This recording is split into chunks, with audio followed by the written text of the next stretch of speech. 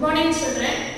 So in this video we are going to see about the classification of elements, physical properties of metals, physical properties of non-metals, followed by comparative study of metals and non-metals, and then uses of metals, finally uses of non-metals, right? First we will discuss about the physical properties, okay? So, elements can be classified into metals, non-metals and metalloids, right? Elements can be classified into three. What are they? Metals, non-metals and metalloids. From this, first we are going to discuss about metals, right? So, physical properties of metals we are going to see now, okay? Iron, copper, gold, silver, platinum, lead, tin. These are some of the metals that we use in our daily life, right? So, first we can move to the physical state, okay? Generally, metals are solid in nature, okay? Generally, metals are solid in nature. Mercury is a metal, but it occurs in liquid at room temperature, right? Some of the elements like cesium, rubidium, francium, gallium, they are liquid at room temperature. Okay, next we can move to the hardness. Mostly metals are very hard in nature, but the exceptions are sodium and potassium.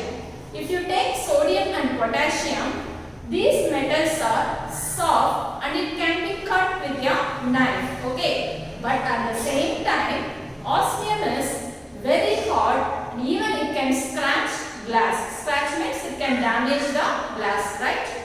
Next we can move to the luster. Luster is nothing but a shiny property, okay? All metals are shiny. The typical shine of the metal is called the metallic luster. But the exception is calcium, right? Next, density. Metals have high density, okay? Most of the metals have high density, but the exception is sodium and potassium. Sodium and potassium have low density, right? Next, melting point and boiling point. Metals have high melting point and boiling point, but the exceptions are sodium, potassium, mercury and gallium. These metals have low melting point and boiling point, okay? Next we can move to the tensile strength, okay? Tensile strength means resistance of the material, okay? So tensile strength means what? Resistance of the material. Metals have a capacity to withstand strain without breaking. What is the meaning for strain here? Strain means pressure, okay? Metals have the capacity to withstand strain without breaking. So this property is called the tensile strength. But at the same time, if you take arsenic, antimony and zinc, they have low tensile strength, okay? Tensile strength means what? Resistance of a material. Usually metals have high tensile strength, right? Next we can move to malleability. Metals can be beaten into very thin sheets, okay? This tendency of the metal is called malleability. For example, copper, gold, silver, platinum. So these are some of the metals.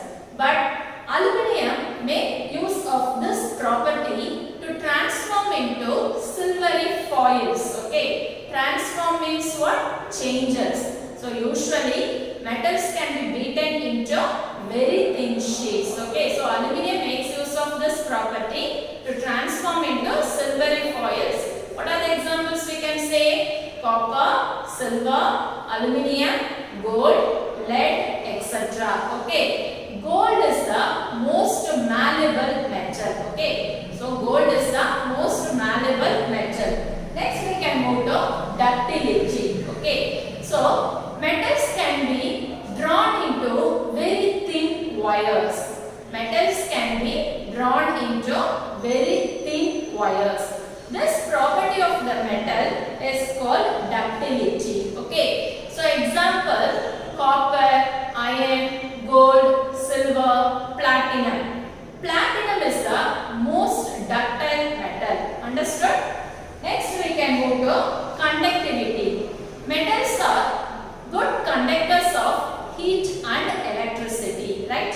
Metals are good conductors of heat and electricity. At the same time, if you take copper and silver are very good conductors of electricity, right? Copper and silver are very good conductors of electricity. At the same time, if you take tungsten and bismuth, they are poor conductors of electricity. They won't conduct electricity, right?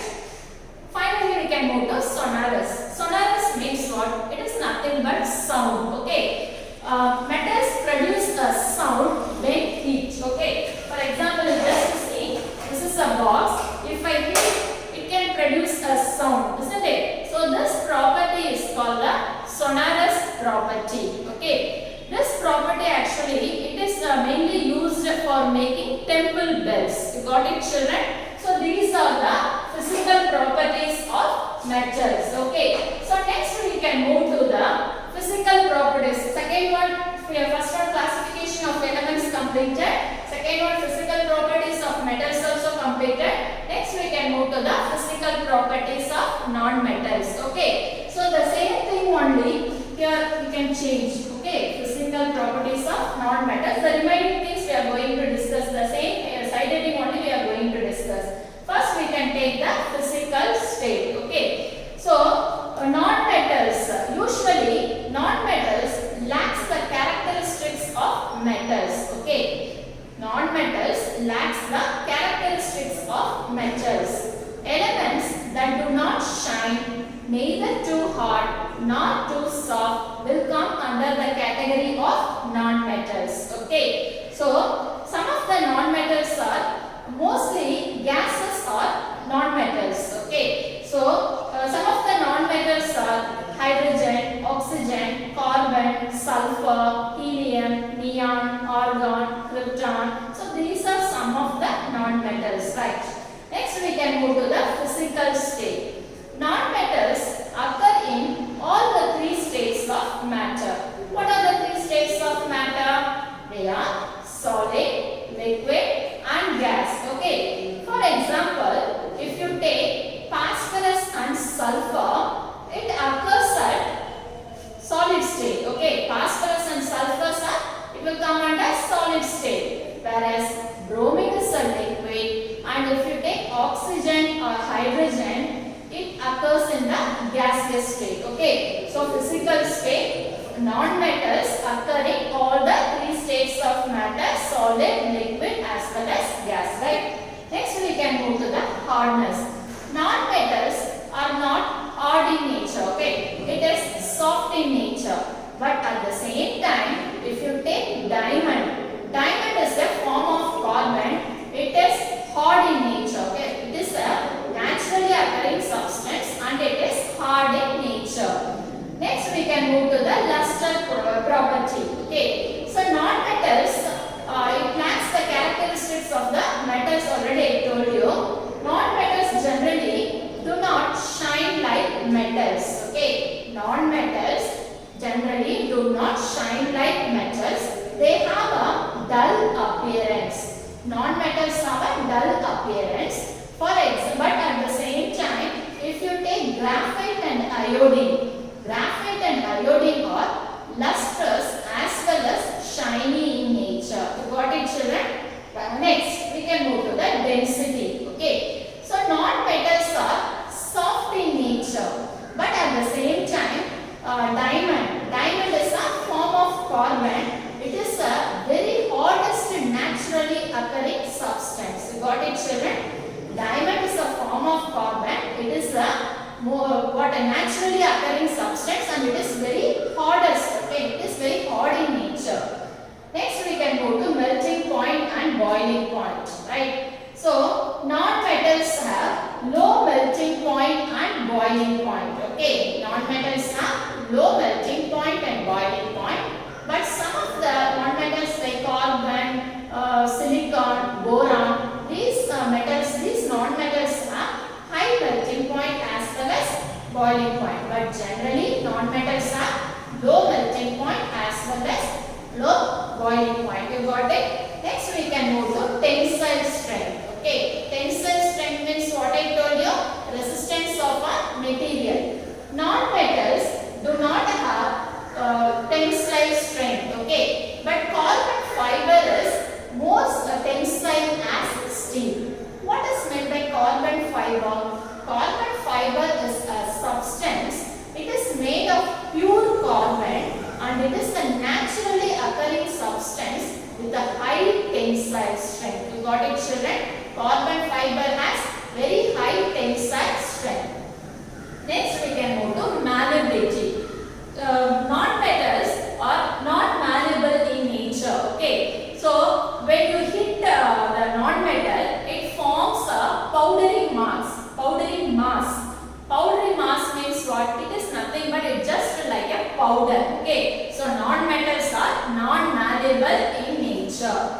Next we can move to ductility. Non-metals are non-ductile. Okay, non-metals are non-ductile, but carbon fiber is highly ductile. You got it? Carbon fiber is highly ductile, but mostly non-metals are non-ductile in nature. Next one, conductivity. Non-metals are poor conductors of electricity. You got it? Non-metals are poor conductors of electricity, but if you take non-metals are generally poor conductors of electricity, but if you take the graphite conducts electricity. Graphite will come under non-metal only, but graphite conducts electricity. At the same time, other non-metals are poor conductors of electricity, won't conduct electricity. Got it? Finally, sonorous. Okay, non-metals do not produce sound when hit. Got it, children? Non-metals do not produce sound when hit. Okay, so these are the physical properties of non-metals, right?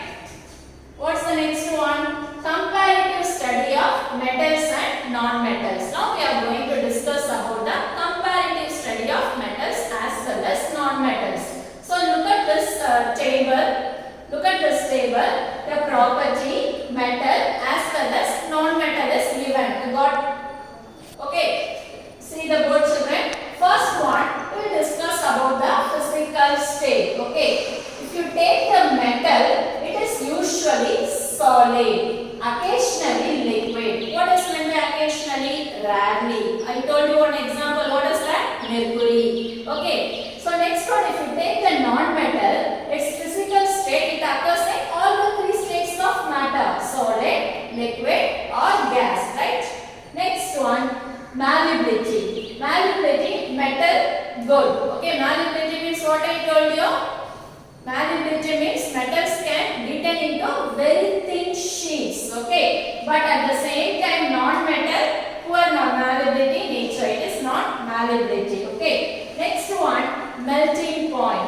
If you take the metal, its melting point is usually high melting point, but non-metals are usually low melting point. You got it? Next one, boiling point.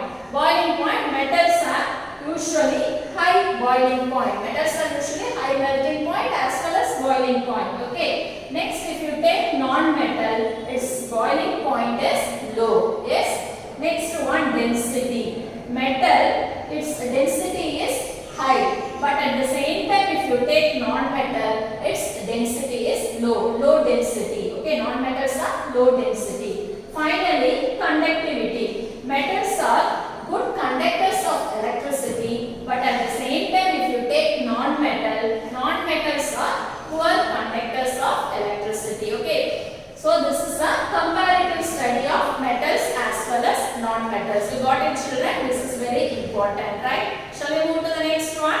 Okay. So next we can move to uses of metals. Okay. What are the uses of metals? Let me discuss now. First one, mercury.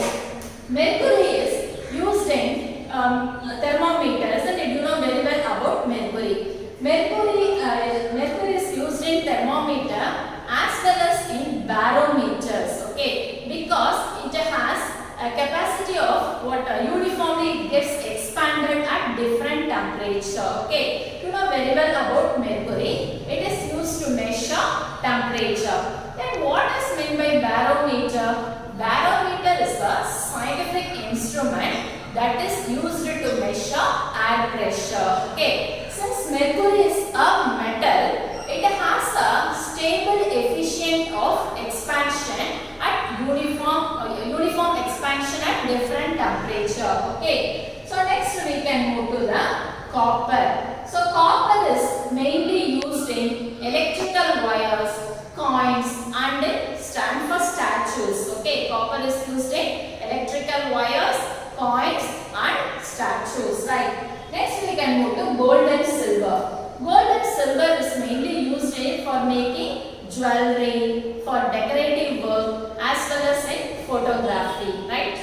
Next, aluminium. Aluminium is mainly used in electrical wires, cables and also in aerospace industries, okay. Aeroplanes are made of an alloy of aluminium and magnesium only. What is the meaning for alloy? Alloy means it is a mixing or fusion of two or more metals. That is the meaning for alloy. Got it, children? Next one, lead. Lead is mainly used in X-ray machines, okay, and also for automobile batteries. Lead is mainly used in automobile batteries and also in X-ray machines. Next one, iron. Iron is mainly used for making bridges, engine parts, iron bars, okay. So these are some of the uses of iron, okay. So these are the uses of metal, children: mercury, copper, gold and silver, aluminium, lead and iron. So first of non-metals. So first we can discuss about diamond and graphite. Diamond is used for making jewelry and also for cutting and grinding equipments, okay. Next, graphite is mainly used for making pencil leads. In pencils, graphite is mixed with clay to change the hardness of lead, okay. So next one, phosphorus. Phosphorus is mainly used in matchbox and also in rat poison, okay. Next, nitrogen. Nitrogen is used for the manufacture of ammonia. Ammonia is a compound of nitrogen and hydrogen with the formula NH3. Okay, so nitrogen is mainly used for the manufacture of ammonia. Next, chlorine. Chlorine is mainly used as a bleaching agent and also for sterilizing water.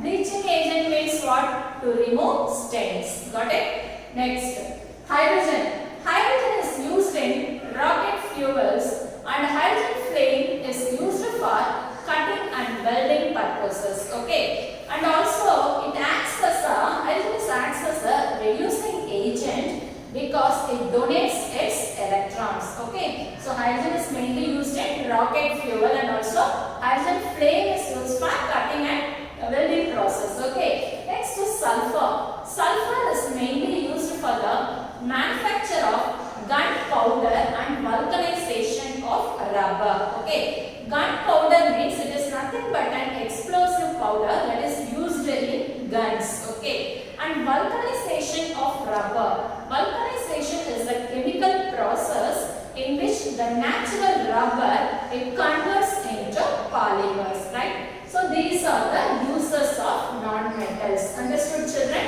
So what